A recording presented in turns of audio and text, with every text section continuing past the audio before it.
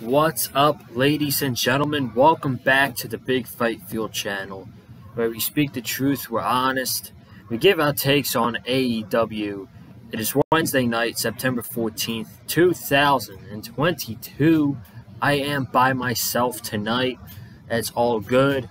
I think Wesley and Cam will be back next week for the big GrandSlam show, and it should be a pretty big night next Wednesday. We got a big lineup to go over, and it should be a good one next week. Hopefully we'll have them back. As far as tonight goes, it was a pretty good show. I wouldn't say it was over the board crazy, but I did think tonight's show was pretty good for what it was. We did get two semifinal matches for the World Title Tournament. Both of them Blackpool Combat Club versus Jericho Appreciation Society, as Bryan, Danielson, and Chris Jericho, I thought had an excellent main event. And I did think their match at All Out was good, but I thought tonight's match was much better personally. I thought they had a better match tonight than they did at All Out. And then we had Moxley against Sammy Guevara. So we will dive into all of that. Thank you all for joining me. Be sure, if you have not already, be sure to subscribe to the Big Fight Field channel. It is football season. Football season just started. So most of my content for now until however long the season is for the Dolphins is mostly going to be all football. We did a news video yesterday. We had the Patriots-Dolphins recap on Sunday. And I plan on making 3 Miami Dolphin videos a week. So it's going to be lots of Dolphins content here on the Big Fight Field channel. If you're a Dolphins fan, you're going to want to subscribe. Or an NFL fan, you're going to want to be subscribed to the channel for all the Dolphins content coming up. We got the preview tomorrow for the Dolphins-Ravens game on Sunday. Already getting excited for that one, man. I want it to be Sunday already so I can watch my Fins play the Baltimore Ravens. And, of course, we got some AEW content as well, as always. So be sure to subscribe for that. And if you have not already, be sure to go check out last week's AEW Dynamite review. Let's get into tonight's show that opened up with Jon Moxley against Sammy Guevara. Moxley won this match in about 12 minutes.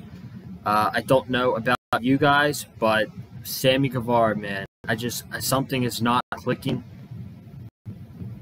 Something's not clicking right now. I know he's a heel and he's getting booed, but with me personally, it's just something's off about Sammy. I thought Darby Allin for sure should have won the main event, the match on Friday on Rampage. I did watch that match. I thought for sure Darby Allin should have won that, and we would have gotten Darby Allin against Jon Moxley tonight, which I would have rather seen that again than Sammy Guevara against Jon Moxley. However, I did think these guys had a fun match. Sammy Guevara, even though he's not one of my favorites right now, he's very good. Had a very good match with Jon Moxley. Moxley did win as expected. Just one paradigm shift. And it's the right move. 100%. No way. No way Sammy Guevara was going to go over against Jon Moxley. And apparently, before everything that happened last week at All Out, the post-medium scrum with CM Punk and the Young Bucks and Kenny Omega and them being suspended, apparently Moxley was going to go on a 6-week vacation after All Out. And now he couldn't go on a 6-week vacation because AEW doesn't have CM Punk or Kenny Omega right now because they're both under suspension. And AEW needs Jon Moxley right now. So he can't go on vacation. And that was the news that came out, I believe, yesterday by his friend Robert Anthony. I think he's an indie wrestler or something like that. And he's been in AEW a couple times, but like on the dark shows and stuff. But yeah, he came out yesterday and said Moxley's supposed to be on a 6-week vacation, but he's at work grinding and busting his ass. So there you go. Moxley is moving on to the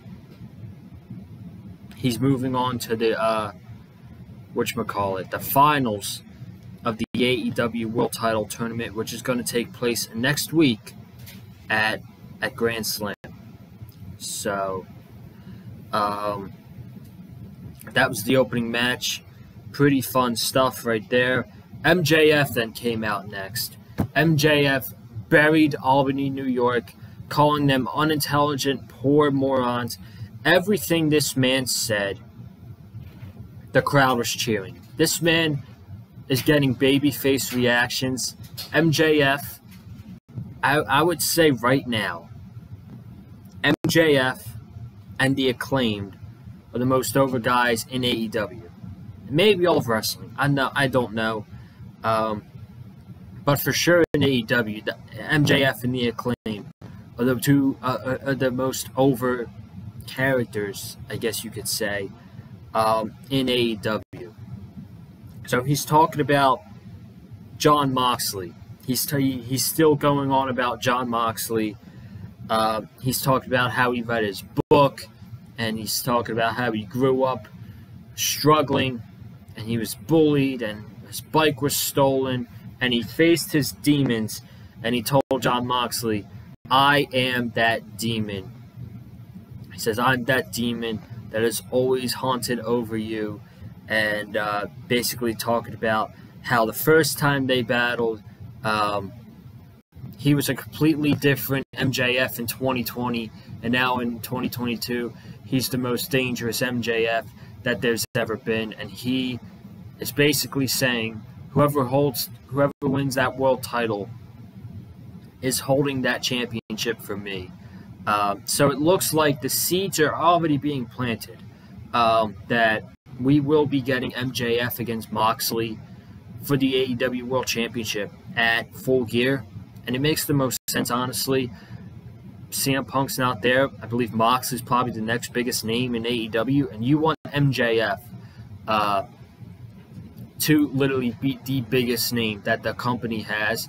And I do think probably Moxley is next on that list. Next to CM Punk. So I think MJF and Moxley, that's probably going to be your Full Gear main event, November 19th. And I'm here for it, man. I really am. And once I'm guessing Moxley is going to win I'm guessing Moxley's going to win the world title next week. That's my prediction. The story will start to build between MJF and Jon Moxley as we head into November 19th with Full Gear. He then introduced Stokely Hathaway and everybody he's recruited, which is W. Morrissey, Lee Moriarty, the Gun Club, and Ethan Page. They're called The Firm. That is their faction name. The Firm. I will say, I don't know how we could get invested. I mean, I do like the fact that they're associated with MJF, so it could make them a top faction in AEW. But it's just like a couple wrestlers thrown together in a faction. I don't really like that. I do like the goals that they have. They came out and they said why they're put together, and they all say they're all out here to help out MJF and anything that he needs. But they're also here to accomplish their own goals. And Stokely says, for the past couple months, I haven't been a manager or an associate or a boss. I've been a friend. That's all he's been, as a friend to these men. He told everybody why they're together and what their goals are. W. Morrissey wants to do whatever he wants to anybody and destroy anybody in his path. Lee Moriarty wants to be the best young wrestler in the world. The Gun Club want to prove everybody that they're no jokes, and they want the AEW tag team titles. They start getting chants of ass boys, and Ethan Page wants to represent Canada and go after the All-Atlantic Championship. Out of everybody in this new faction, the Firm, I know Ethan Page. He's been there with Scorpio Sky and American Top Team. He has been in a couple big feuds in AEW, but I do feel like he needs to do more. We need to see Ethan Page on television more, man. He's too good. He's just too good in the ring and on the microphone to be doing nothing. It's not fair. And he's too good to be doing really nothing much on TV. Like, he needs to be in a prominent role at least every other week. Or every week. I don't know. But he's too good to be off television, man. You gotta get Ethan Page as much time as possible. That's just my opinion. So I like that they introduced them. They have a background story now as to why they're together. I don't like the fact that it's just a bunch of wrestlers thrown together, but the fact that they're associated with MJF, I have hopes for them. I have hopes for them for sure that they'll be fine because they're associated with one of the top wrestlers in the company right now, and his name's MJF. So, Jungle Boy went one-on-one with Jay Lethal. It seems like Lethal's been taking a lot of losses lately, man. Lost to Wardlow in the six-man at All Out. He beat Dax Harwood a couple weeks ago. Lost to Jungle Boy tonight after tapping out to the snare trap. I thought these guys had a fine match. Wasn't terrible. Christian Cage has a torn pec. It's a similar injury to apparently what CM Punk has. Apparently CM Punk has a torn pec. And or Cody Rhodes too. So Christian has a torn pec, and his estimated time to be out is 6 to 8 months. And Luchasaurus, as we all know, turned on Jungle Boy at the All Out pay-per-view, showing his true colors. And now it seems like Jungle Boy is going to be feuding with his former tag team partner, Luchasaurus, until at least Christian Cage gets back, which we don't know how long that's going to be. So, Jungle Boy gets the win over Jay Lethal in a fine match. Not terrible, but nothing over the top. They just had a good match. So, Jungle Boy gets the win. What did we have after this? Powerhouse Hobbs squashed the Jabroni in about 40 seconds. One spine buster. That was it. He got on the microphone, and he says that All Out he ended Ricky Starks. Ricky Starks is even afraid to show up at the building because how embarrassed he was at All Out. He says he beat Ricky Starks in 4 minutes and 40 seconds, and then all of a sudden,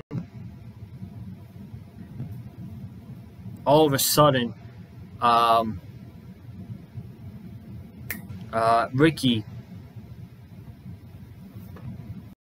he says Ricky comes down the stairs through the crowd, and he goes after Hobbs. So it seems like we're going to get another match between Ricky Starks and Powerhouse Hobbs. which I don't have a problem with. So, that was that. We had the Lucha Bros against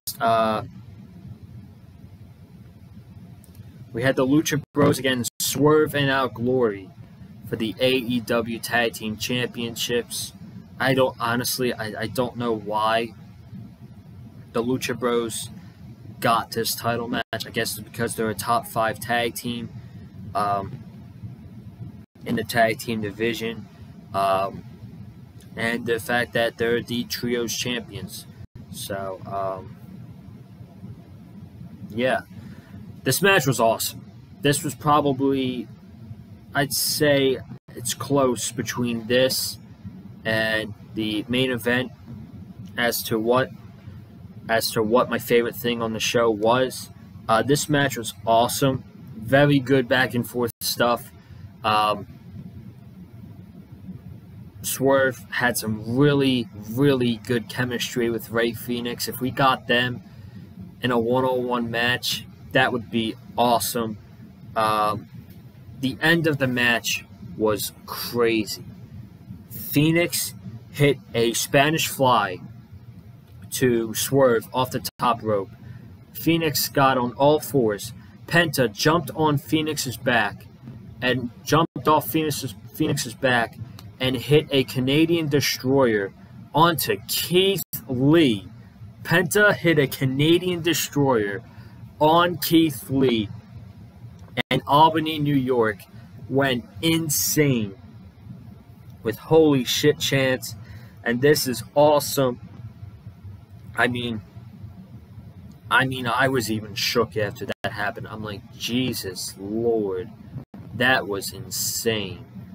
And then the Lucha Bros went for the double foot stomp onto Keith Lee, which was countered. Swerve pushed Penta off the top rope. Keith Lee hit the Big Bang Catastrophe, and Swerve and Our Glory retained the AEW Tag Team titles against the Lucha Bros in an insane, awesome Tag Team title match. So, I loved it, man. After the match, everybody erupted because the Acclaim came out. And they said, cut the music. So we got no rapping from the Acclaim tonight. And they did their yo, and the crowd said, yo, listen. He said, if you ever interrupt my rap again, I'm going to beat your ass. And then he goes on to say, he said, next week, you better bring your friend Keith to Queens because the uncrowned champs are about to become the new tag champs. And then Bowen says next week in New York City, it's going down with the Acclaimed becoming the tag team champions because everybody loves the Acclaimed. And he does the scissors with Daddy Ass, which is Billy Gunn. There's no way. There's no way these guys are walking out without the tag team titles. If the Acclaimed do not win against Swerve and Our Glory next week, Arthur Ashe Stadium's literally gonna burn. It will literally burn if the Acclaimed do not win the tag team titles. After what we saw it All Out with how incredibly over they were and the match that they put on, they have to win. I feel like if Tony Khan, after what he saw it All Out, he should have called an audible at All Out and had the Acclaim go over just by the reactions that they were getting by the crowd. They did not go over. If Tony Khan does not make the right decision here, which is to give the Acclaimed the tag team championships, he would have screwed up big time. He would have absolutely screwed up big time if he does not do the right thing and does not give Max Caster and Anthony Bowens the tag team championships because they've proven that they deserve to be the tag team champions. So they just better win next week, man, or they're gonna have a lot of upset people, and I'm telling you, it'll be more than it'll be worse than what you saw at All Out, with 20,000 people at Arthur Ashe Stadium rioting if the Acclaim lose. So I hope they win, man. Toni Storm and Athena against Serena Deeb and Britt Baker. This was basically just to set up a fatal four-way match, which is what we're getting next week. We're getting Toni Storm, Athena, Serena Deeb, and Britt Baker. Match was fine. I thought the ending was pretty sloppy. Britt Baker had a steel chair, and she had trouble sliding the chair in between the two turnbuckles. And Serena just threw Toni Storm onto the chair, and then she just pinned Toni Storm. I don't like the fact that 10, 11 days into her reign, we're already pinning Toni Storm. Like, that's ridiculous. That would never happen to the world. Tony Khan would never do that to the world champion, the AEW world champion. Can you imagine? Can you imagine if, let's say, Jon Moxley won the championship at All Out, had a tag team match tonight with Blackpool Combat Club, and he took the pin? Like, that's stupid. So I find it very, very stupid that 11 days into her reign, we're already pinning Toni Storm. That's a huge, huge L. That's an L. And that's bad booking. I'm guessing it could be 50-50 because I don't see her losing next week. If anything, I could possibly see Jamie Hayter play a role in this match.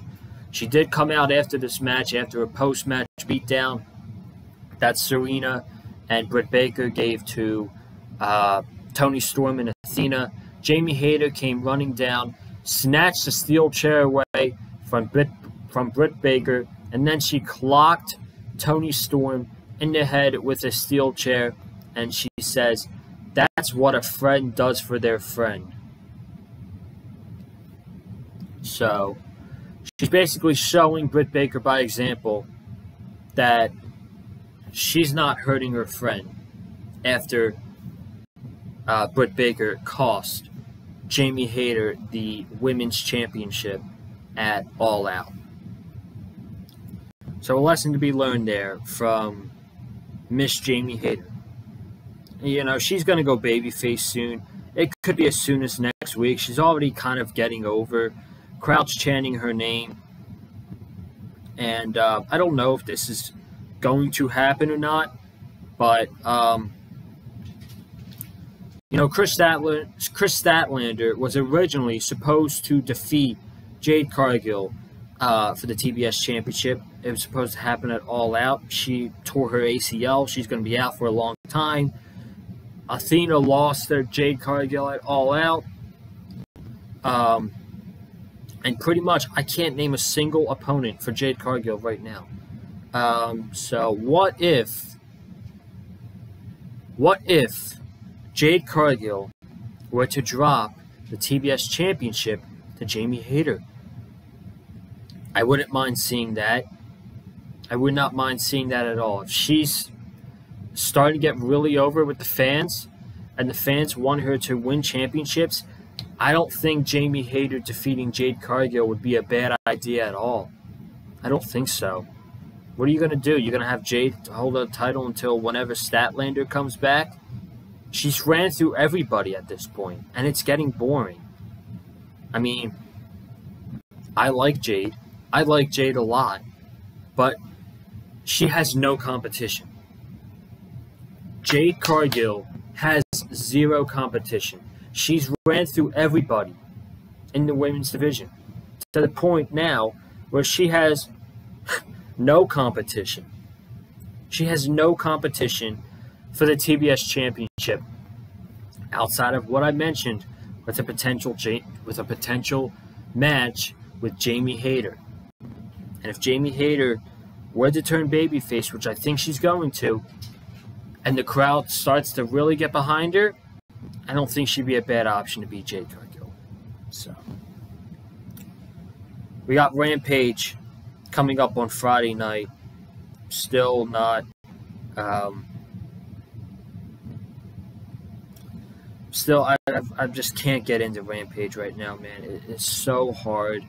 I'm trying to be so... I'm not trying to be an a-hole about it, but I don't know.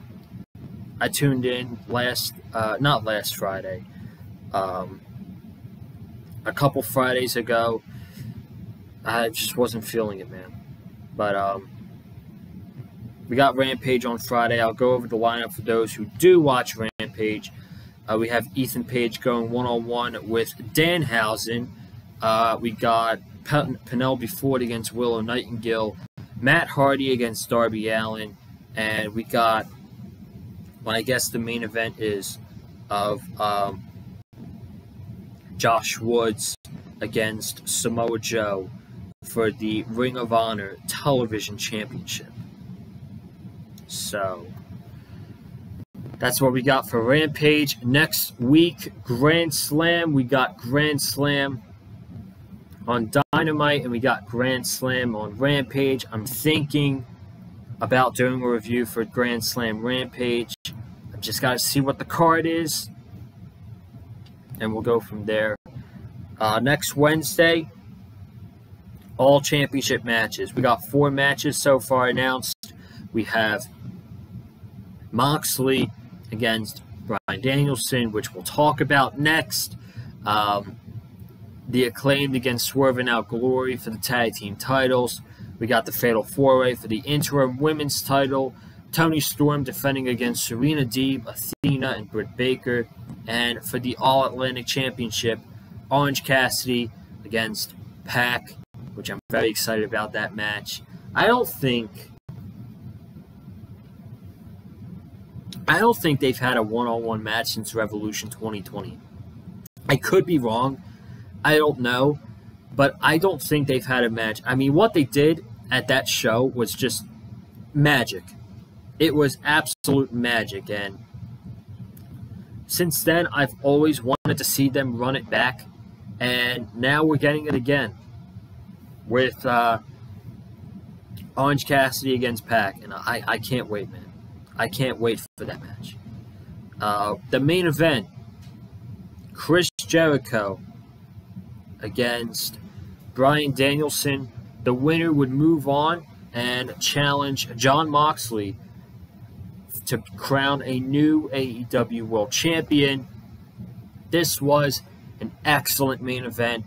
They were chopping the shit out of each other. Chris Jericho's left side of his upper body was bruised purple because of how hard Bryan Danielson was chopping Chris Jericho during this match. It's an insanely hard match. They told a great story. Again, just like All Out, I thought Daniel Garcia would have a factor in this match.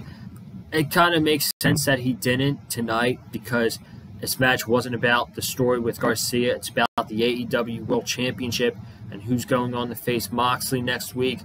So I kind of understand that. Actually, I do understand that. But these guys had an excellent match. The complexion of this match changed when Bryan Danielson was dumped onto the outside, and it looked like his left knee buckled. They were saying his heel. They were saying he might have broken his foot. Commentary absolutely sold the shit out of that move, out of Bryan Danielson hurting his foot, flying over the top rope. They sold the absolute shit out of that. So you got Bryan getting checked out from doctor. At that point, I thought Daniel Garcia was going to come out and check on Bryan, We did not see Daniel Garcia in this match at all. He was just watching backstage. Chris Jericho shoved the doctor away. He attacked Bryan Danielson. He worked over the left foot of Bryan Danielson, slammed into the post. Boston Crab, Walls of Jericho. Bryan was kept fighting out of it. All he needed was a label lock. Jericho got out of it the first time around, and the second time around, Bryan had it in really good, and Bryan Danielson tapped out. He tapped out to Chris Jericho, tapped out to Bryan Danielson, and we're getting Blackpool Combat Club versus Blackpool Combat Club next Wednesday in Arthur Ashe. Moxley comes out. He looks into Bryan's eyes and he shakes his hand. He shakes his hand before they have their match next Wednesday. And if I had to guess, I'm going to say Moxley's probably going to win the World Championship. They've already started to plant seeds with him facing MJF at Full Gear, so it wouldn't make sense to go all in with it right now. Have Moxley beat Bryan Danielson on Wednesday, and then start building up the match, start building up the main event of Full Gear to be MJF against Jon Moxley. MJF already has a guaranteed shot for the AEW World Championship, and my guess is they're going to start building to that match after next week and after which is GrandSlam. So that's all I got for you tonight. I thought Dynamite was pretty good. Nothing too crazy, but I'm excited for next week for sure. So I'm going to get out of here. Thank you all so much for tuning in. Again, if you have not already, be sure to subscribe to the Big Fight Field channel if you're an AEW fan, if you're a football fan, if you're a Miami Dolphins fan. Be sure to subscribe to the Big Fight Field channel, man. We're going to have lots of content throughout the entire season. Like I said, preview for the Dolphins-Ravens game will be up tomorrow. I'm going to try to get it up around 7 o'clock, which will be right before the Thursday Night Football game, which would be perfect. So it'll be around there tomorrow. Comment down below your thoughts on tonight's episode of AEW Dynamite live from Albany, New York. Hit the like button if you like what you heard from me tonight. Follow me on Twitter and TikTok at Colin_Joseph. Guys, I'm out of here. Have a good one. Stay safe. And as always, stay classy, man. We out. Peace.